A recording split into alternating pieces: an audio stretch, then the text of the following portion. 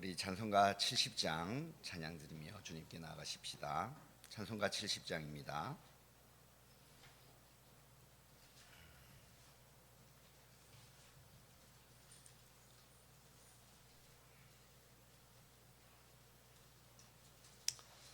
찬송가 70장입니다. 피난처 있으니 환난을 당한 자 이리 오라. 땅들이 변하고 물결이 일어나 산 위에 넘치되 두렵지 않네. 이방이 떠들고 나라들 모여서 진동하나. 우리 주 목소리 한 번만 바라면 천하의 모든 것 망하겠네. 만유주 하나님 우리를 도우니 피난처요.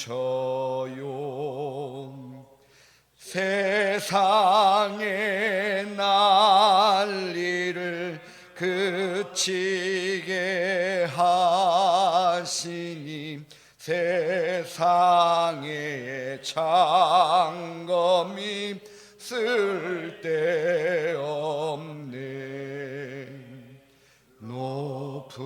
높으신 하나님 우리를 구하니 할렐루야.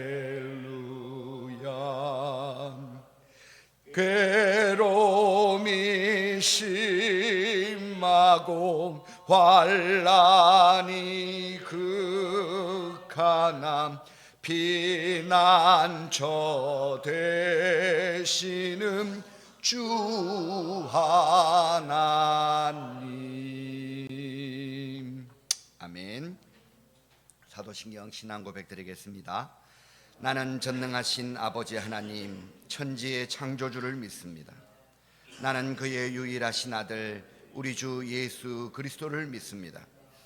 그는 성령으로 잉태되어 동정녀 마리아에게서 나시고 본디오 빌라도에게 고난을 받아 십자가에 못 박혀 죽으시고 장사된 지 사흘 만에 죽은 자 가운데서 다시 살아나셨으며 하늘에 오르시어 전능하신 아버지 하나님 우편에 앉아 계시다가 거기로부터 살아있는 자와 죽은 자를 심판하러 오십니다. 나는 성령을 믿으며 거룩한 공교회와 성도의 교제와 죄를 용서받는 것과 몸의 부활과 영생을 믿습니다. 아멘. 이 아침에 우리에게 주시는 하나님의 말씀은 예레미야서 4장 5절로 18절까지의 말씀입니다. 구약성경 1055페이지에 있습니다.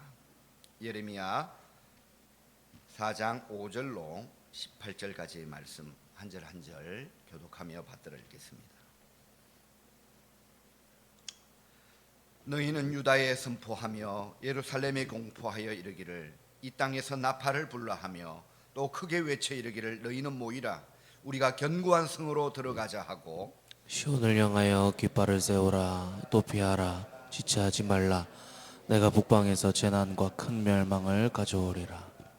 사자가 그 수풀에서 올라왔으며 나라들을 멸하는 자가 나와왔으되 네 땅을 황폐하게 하려고 이미 그의 처소를 떠났은즉 네 성읍들이 황폐하여 주민이 없게 되리니 이로 말미암아 너희는 굵은 배를 두르고 애곡하라. 이는 여호와의 맹렬한 노가 아직 너희에게서 돌이키지 아니하였습니다. 여호와의 말씀이니라. 그날에 왕과 지도자들은 낙심할 것이며 제사장들은 놀랄 것이며 선지자들은 깜짝 놀라리라. 내가 이르되 슬프소이다. 주 여호와여, 주께서 진실로 이 백성과 예루살렘을 크게 속이셨나이다. 이르시기를 너희에게 평강이 있으리라 하시더니 칼이 생명에 이르렀나이다. 그때 이 백성과 예루살렘에 전할 자가 있어서 뜨거운 바람이 광야에 있는 헐벗은 산에서 내 딸 백성에게 불어온다 하리라. 이는 기질하기 위함도 아니요 정결하게 하려 함도 아니며 이보다 더 강한 바람이 나를 위하여 오리니 이제 내가 그들에게 심판을 행할 것이라. 보라, 그가 구름같이 올라오나니 그의 병거는 해오리 바람 같고 그의 말들은 독수리보다 빠르도다. 우리에게 화 있도다. 우리는 멸망하도다 하리라. 예루살렘아, 내 마음의 악을 씻어버리라. 그리하면 구원을 얻으리라. 내 악한 생각이 내 속에 얼마나 오래 머물겠느냐. 단에서 소리를 선포하며 에브라임 산에서 재앙을 공포하는도다. 너희는 여러 나라에서 나며 또 예루살렘에 알리기를 애워싸고 치는 자들이 먼 땅에서부터 와서 유다 성읍들을 향하여 소리를 지른다 하라. 17절 18절 같이 읽습니다. 그들이 밭을 지키는 자같이 예루살렘을 애워 사나니 이는 그가 나를 거역하였기 때문이니라. 여호와의 말씀이니라. 네 길과 행위가 이 일들을 부르게 하였나니 이는 네가 악함이라. 그 고통이 네 마음에 미치느니라. 아멘. 할렐루야. 오늘도 우리가 피곤함이 있지만 예수님처럼 습관을 쫓아 이 새벽에 주의 말씀을 사모하며 기도하기를 기뻐하시는 우리 성도님들을 주님의 이름으로 환영합니다. 오늘 하루도 우리 예수님으로 더 가득한 하루가 되기를 소망하며 주시는 예레미야서의 말씀을 더 깊이 묵상하며 나아갈 수 있도록 우리를 인도하여 달라고 간구하며 나아가십시다. 어제 말씀에서 참된 회개를 촉구하시며 돌아오라고, 그리고 돌아오려면이라는 말씀을 주셨는데 유다의 백성들은 그 음성에 순종하지 않았고 결국 북방에서 다가오는 멸망의 결과를 직면하게 되는 것입니다. 죄에서 돌이키라고 아무리 말씀하셔도 듣지 않으니 그들에게서 회개의 모습이 없다는 것은 당연한 것입니다. 그러니 하나님의 진노가 임하는 것도 당연한 것이 아니겠습니까? 우리는 오늘도 분명히 이해하고 경각심을 가져야 할 것입니다. 언제까지나 하나님께서 참아주실 것으로 생각해서는 안 된다는 것입니다. 한계의 선이 있다는 것을 꼭 기억하고 기억해야만 하는 것인데 그것이 참 쉽지가 않습니다. 끝까지 돌이키지 않고 죄를 범하면 하나님의 징계의 채찍을 하나님은 들고 마신다는 겁니다. 자비와 긍휼이 풍성하신 하나님이시지만 공의의 하나님이시라는 사실도 우리가 분명히 기억해야 합니다. 잘못했다면 벌 받는 것이 당연한 것입니다. 그리고 그것이 축복임을 깨달아야만 합니다. 아버지께서 참아주시고 회개할 기회를 주시는 것이 영원할 것이라고 생각하시면 안 되는 것입니다. 돌이키고 회개하는 삶이 얼마나 복된 삶인 것인지를 깨닫고 인정하는 오늘 우리들이 되기를 사모하십시다. 괜찮을 거라고 스스로를 속이는 어리석음을 버릴 수 있는 최고의 은혜를 부어주시는 그 은혜, 우리의 죄를 깨닫고 돌이킬 수 있는 그 마음을 부어주시는 것이 가장 최고의 복임을 깨닫고 그 은혜 주시기를 소망하는 우리가 되기를 더 사모하며 주께 나아가십시다. 오늘 이 이야기가 5절부터 10절까지의 이야기가 되겠습니다. 여기서 10절 말씀에 하나님의 속임에 대한 표현이 나옵니다. 예레미야의 멸망의 예언을 하였으나 예레미야가 멸망의 예언을 선포하였지만 하나님께서는 바로 그 예언을 성취케 하시지 않으시고 거짓 선지자들의 평화 예언과 그 평화 예언을 받아들이고 사는 백성들을 보여주십니다. 예레미야의 마음은 너무 아프고 아팠겠지만 그리고 그 어리석음에 빠져 살아가는 우리 같은 저들을 보는 하나님의 마음도 많이 아프셨겠지만 하나님은 오늘 우리에게도 참 메시지와 거짓 메시지를 분별할 수 있는 눈과 귀를 갖는 백성으로 자라가기를 원하신다는 음성을 놓치지 말아주시기를 부탁드립니다. 예루살렘은 안전하다고 생각한 그들의 헛된 믿음을 완전히 무너뜨리십니다. 그리고 그날의 왕과 지도자들은 낙심하게 될 것이고 제사장들은 놀라 마음이 무너질 것입니다. 비로소 그들은 깨닫게 될 것입니다.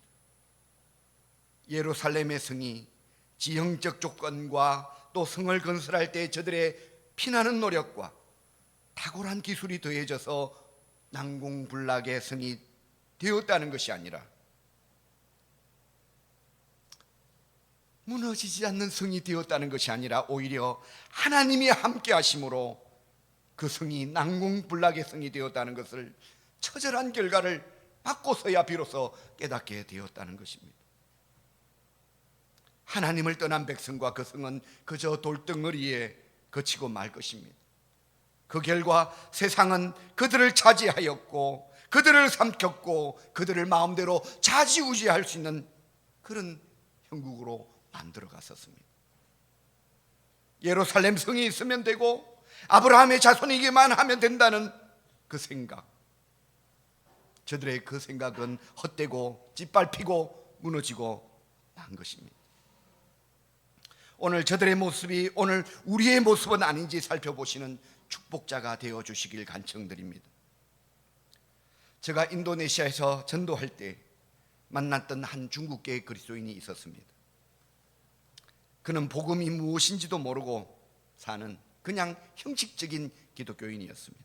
심지어 그는 착한 일을 많이 해야 천국 갈 수 있다고 그렇게 믿고 있었습니다.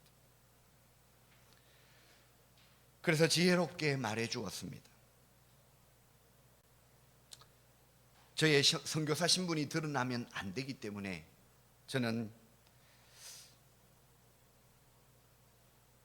대학 다닐 때 비교 종교학을 들었는데 내가 그 비교 종교학 들을 때 교수님이 그렇게 말하지 않던데, 기독교가 그렇게 천국 가는 거라고 말하지 않던데 참 너 이상하게 생각하고 있구나라고 말했습니다. 그러자 그는 발끈하면서 교수님이 뭐라고 얘기하던데 이렇게 얘기합니다. 그래서 제가 교수님께 들은 얘기다라고 얘기하면서 창세기의 에덴 동산 이야기 잘 아시죠? 그 에덴 동산 이야기에 나오는 마지막 쫓겨날 때 하나님이 그냥 쫓아내신 것이 아니라 무엇을 주시잖아요. 뭘 주십니까? 바로 가죽 옷을 주시잖아요. 그 가죽 옷은 그냥 하늘에서 뚝 떨어진 것일까요? 하나님께서 친히 양을 끌고 가시고 그 양을 잡아 그 가죽을 벗겨 옷을 만들어 주시지 않으셨습니까?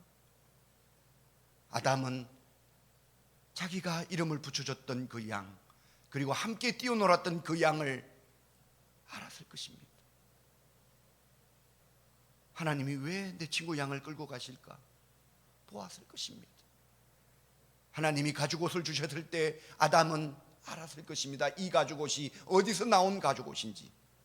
그러면서 그는 깨달았잖아요. 죄는 내가 지었는데 내 친구 양이 대신 죽었다는 것을 그는 깨닫고 그 옷을 볼 때마다, 그 옷을 만질 때마다 그는 또 결심하고 또 결심했을 겁니다. 두 번 다시 죄를 짓지 않겠다. 내가 죄를 지으면 누군가가 대신 죽어야 되는가를 깨달으며 그는 죄를 미워하고 죄와 싸워야 되겠다라고 결심했을 것입니다.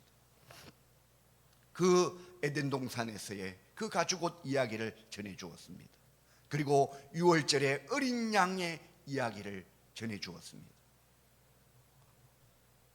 죽음의 천사가 왔을 때에 그 집이 얼마나 교회를 잘 다녔고 그 집이 얼마나 착한 일을 많이 했고 그 집이 얼마나 헌신했고 봉사했고 그것을 보시는 것이 아니라 오직 그 문에 발려있는 그 어린 양의 피를 본다고 얘기해 주었습니다. 그는 연신 하며 감탄하며 이야기를 듣고 깊은 깨달음을 얻어갔었습니다.